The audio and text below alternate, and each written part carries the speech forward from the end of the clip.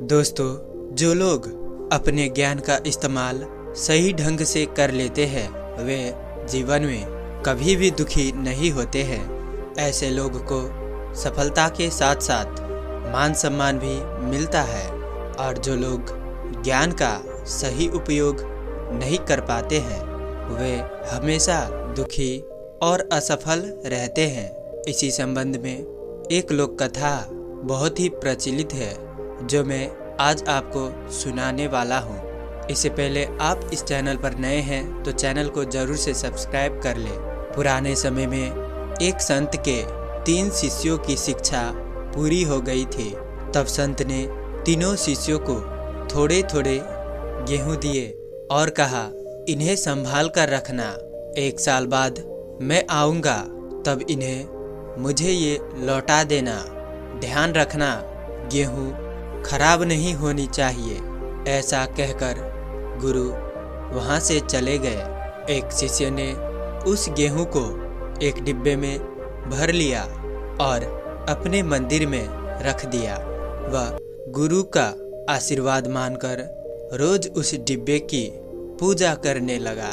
दूसरे शिष्य सोचा कि गेहूं को ऐसे डिब्बे में रखने से तो ठीक नहीं होगा, इसे शायद कीड़े खा लेंगे। इसे मैं बाहर छींट देता हूँ और इससे गेहूं निकल आएंगे। वह दूसरे शिष्य बाहर दूर जाकर गेहूं को छींट देता है और कहता है कि जब तक गुरु आएंगे तब तक तो ये गेहूं वृक्ष बनकर ढेर सारे गेहूं हो जाएंगे और गुरु खुश भी हो जाएंगे और गुरु को अच्छा नए और सफ़ा गेहूं छुड़ाकर दे दूंगा। इससे गुरु अवश्य खुश हो जाएंगे और वो उन गेहूं को वहीं छींटकर वापस आ जाता है। और तीसरा शिष्य वो सोचता है कि ये गेहूं डिब्बे में रखा तो बिल्कुल मूर्खता होगी और इसे वैसे ही कहीं छींटने से भी शायद ये ठीक से नहीं फल फूल सकता है। तो उसने इस पर बहुत सोचा और आखिर में उसने निर्णय किया कि इस गेहूं को मैं पास में ही वहाँ खाली पड़ा ज़मीन में उसको उपजाऊंगा।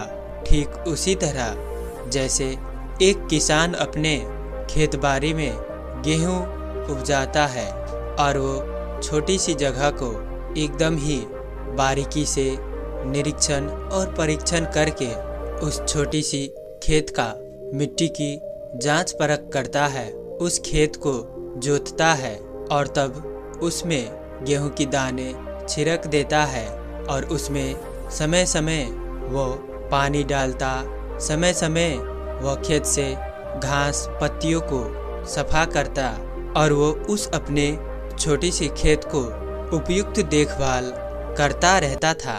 उसमें पानी डालता, मल खाद डालता, घास पतिंगर को सफा करता रहता।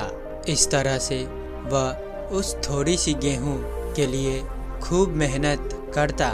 उसके भीतर एक भय था कि जब मैं इस गेहूं का देखभाल नहीं करूंगा तो जब गुरु आएंगे तो उन्हें मैं क्या मुंह दिखाऊंगा। यदि ये फसल खराब हो गया तो मैं उन्हें क्या जवाब दूंगा। तो इसीलिए वह तीसरे शिष्य उस बाली का पूरी अच्छी तरह से देखभाल करता था।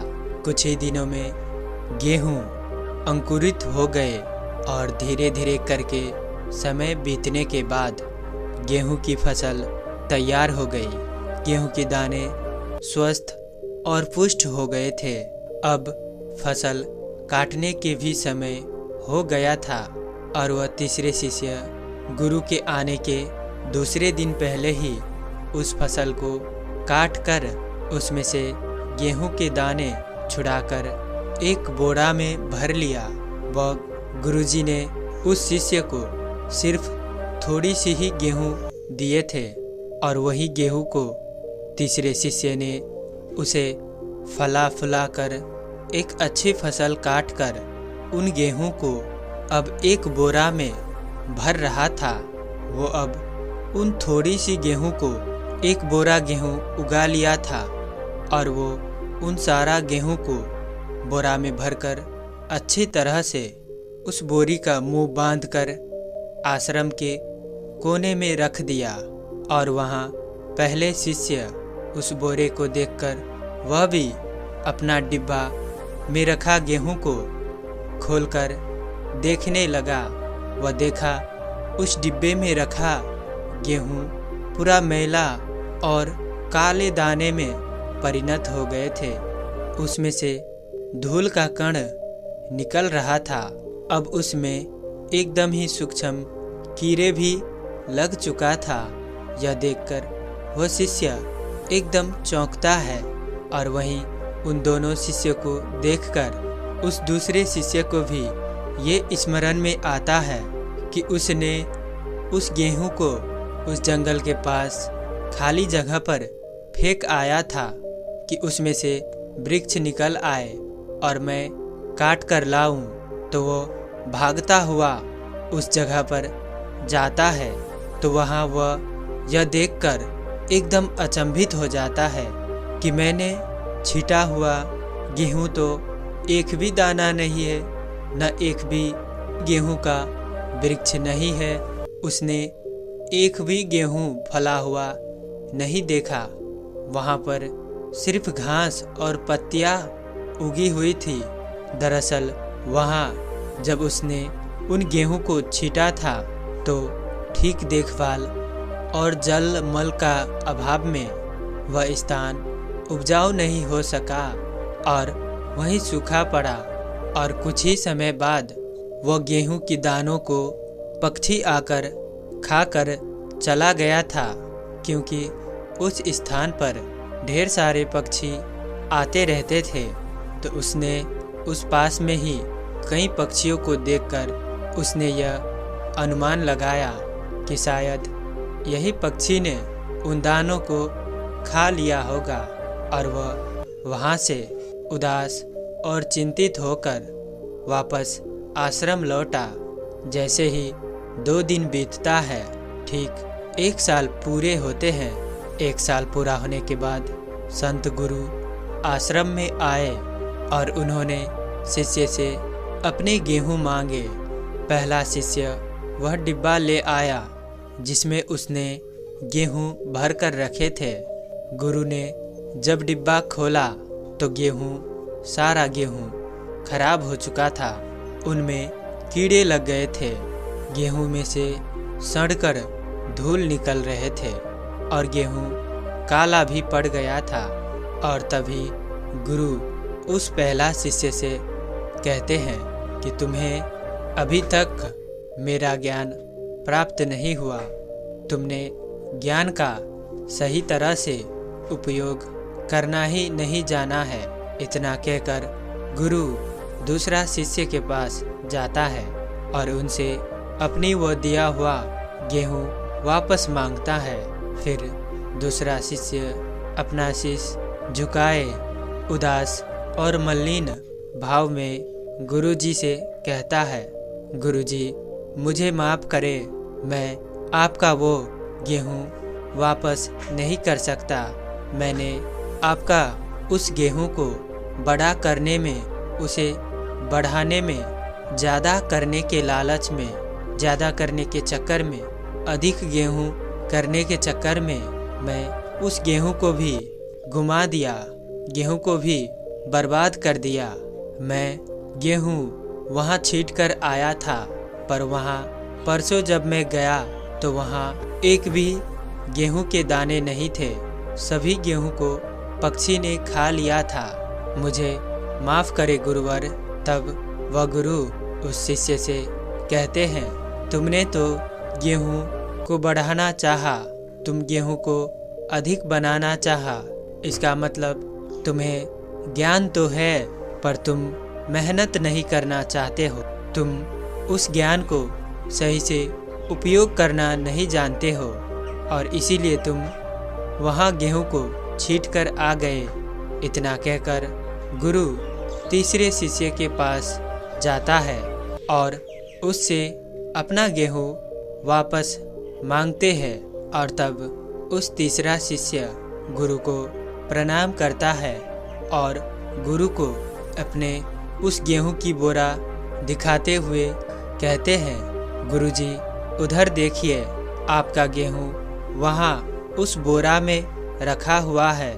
गुरुजी वो गेहूं से भरी बोरा को देखकर समझ जाते हैं कि असल में मेरा ज्ञान का उच्चतम सही उपयोग करने वाला छात्र यही है।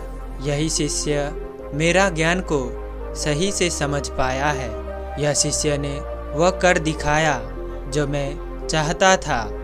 और तभी यह देखकर वह गुरुजी भावुक हो जाता है और अपने तीनों शिष्यों को बुलाकर एक साथ बैठाता है और कहता है, मेरे प्यारे शिष्यों, तुम सभी को मैं यही समझाना चाहता था कि मैं तुम सभी का परीक्षा लेना चाहता था।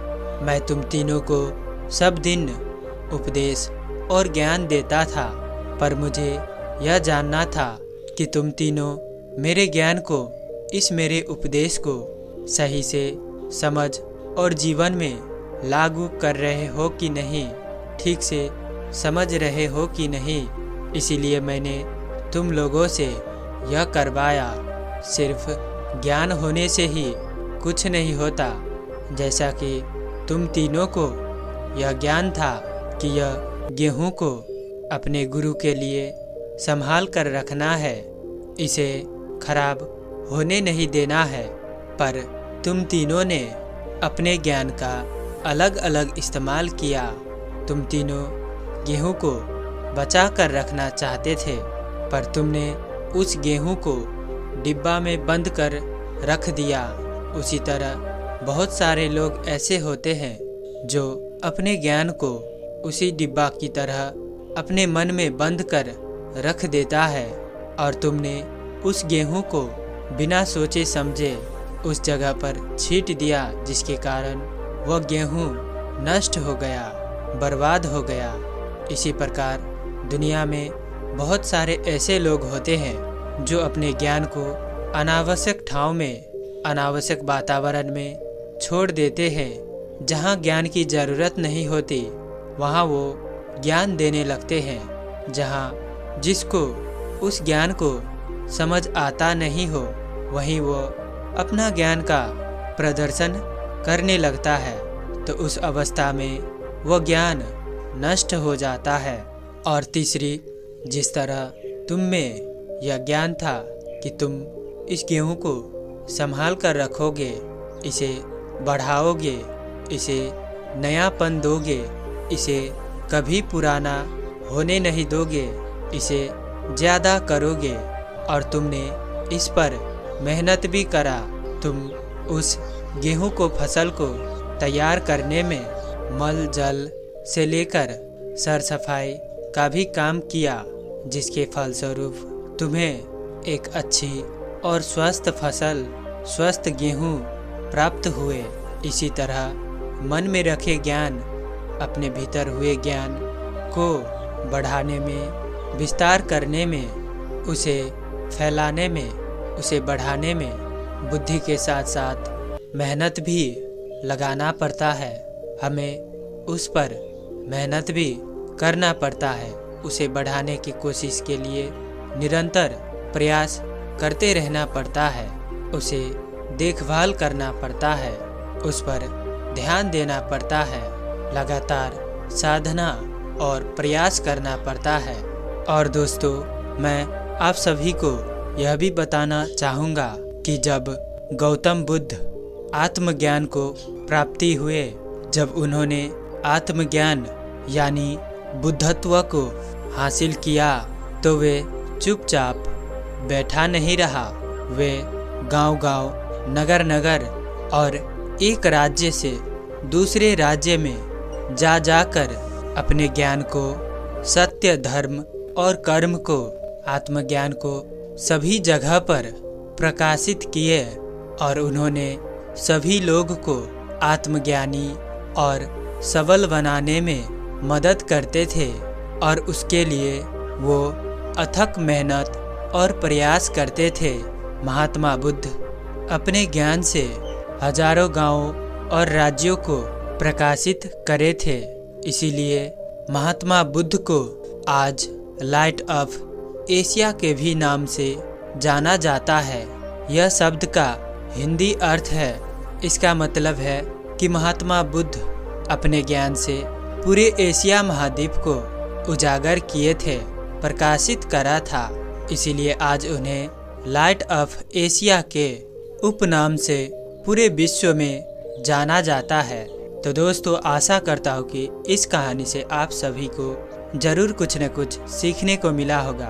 तो इसीलिए इस वीडियो को लाइक और अपने दोस्तों के साथ शेयर करना बिल्कुल मत भूलिएगा। और अंततः इस कहानी में साथ देने के लिए मैं आप सभी का हृदय की गहराई से बहुत बहुत धन्यवाद करता हूँ। और अंत में मैं यही कहना चाहूँगा कि आप यदि इस चैनल पर नए हैं तो इस चैनल को ज़रूर से ज़रूर सब्सक्राइब कीजिएगा। धन्यवाद।